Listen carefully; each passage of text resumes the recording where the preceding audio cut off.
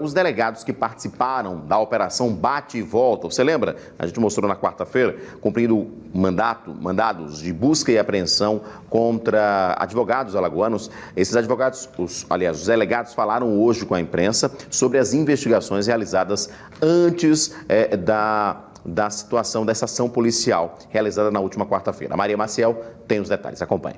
A Operação Bate e Volta foi deflagrada pela DEIC na última quarta-feira, mas as investigações sobre um suposto esquema de advogados para conseguir transferências entre um presídio e outro tiveram início ainda em 2019. Quando uma das magistradas da Vara de Execuções Penais, especificamente a doutora Renata Malafaia, já que a Execuções Penais hoje é um órgão colegiado, ela esteve pessoalmente aqui na DEIC, prestou um depoimento, informando que haveria um suposto esquema de irregularidades envolvendo transferências de presos dentro do sistema prisional.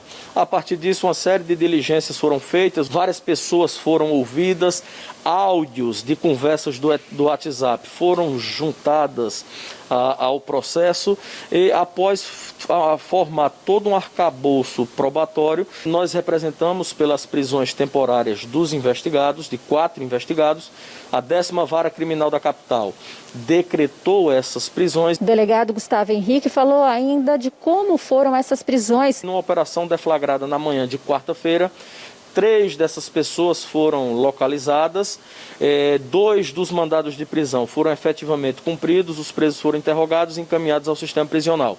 Um terceiro, que foi localizado na quarta-feira, após ele ser interrogado, nós entendemos que ele prestou declarações convincentes e apresentou documentos que demonstram que ele realmente não participava do esquema e, portanto, ele foi ouvido e liberado.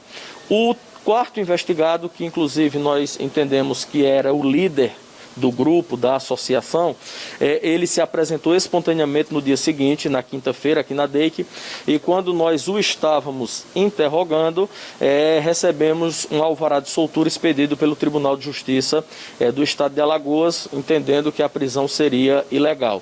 Por conta disso, ele foi interrogado e, em sequência, foi liberado por conta desse alvará de soltura. Os outros 2 que estavam presos também foram liberados, por decisão também do TJ. De acordo com o delegado Caio Rodrigues, que também participou dessa investigação, o esquema funcionava de uma forma bastante organizada. A Secretaria de Ressocialização, por meio de seu órgão de inteligência, assim como a Secretaria de Segurança Pública, identificava quais eram os presos que eram considerados como perigosos. Aqueles que, mesmo de dentro do presídio, continuavam praticando crimes em contato com o meio externo. Então, o objetivo dos órgãos de inteligência era manter esses presos isolados no presídio do Agreste, porque o presídio do Agreste é tido como um presídio mais seguro e em que o contato com o meio externo é dificultado por conta da existência de bloqueadores de sinais telefônicos. A investigação revelou a existência de um esquema por meio de facilidades para promover o retorno desses presos considerados perigosos para presídios da capital, de modo a facilitar o contato deles com o meio externo. É importante destacar que não há nenhuma ilicitude em advogados solicitarem o retorno dos presos do presídio do Agreste para os presídios da capital. No entanto, o que a gente verificou que estava acontecendo era a promessa de facilidades para promover o retorno de presos que não deveriam retornar para a capital. Na investigação ficou comprovado ainda que eram negociados altos valores para conseguir essa transferência de presos. A gente estima em valores entre 5 a 30 mil reais por transferência, inclusive em alguns casos chegou a ser utilizado imóveis para pagamento desse retorno para a capital.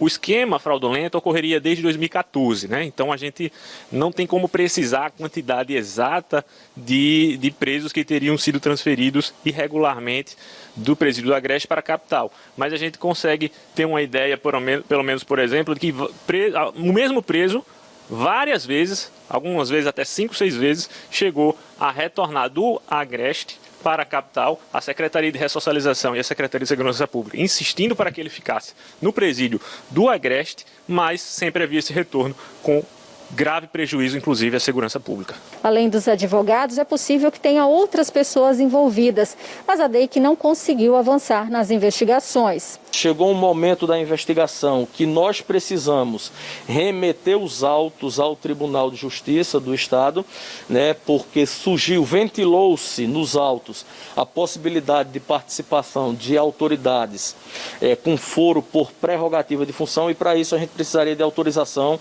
do tribunal para essa investigação.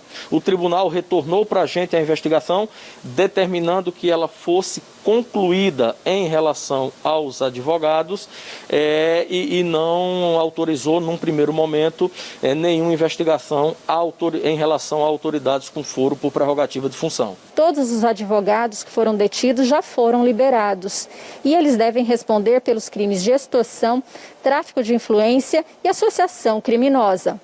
Da Santa Amélia, Maria Maciel. Pois é, já há muito tempo, né? Desde 2014, né? A Operação Bate e Volta é justamente isso, porque o preso era levado para Arapiraca e voltava para Maceió. Era levado para Arapiraca, voltava para Maceió, porque aqui seria, segundo as investigações, mais fácil essa comunicação dos presos. Vamos continuar acompanhando o andar dessa investigação.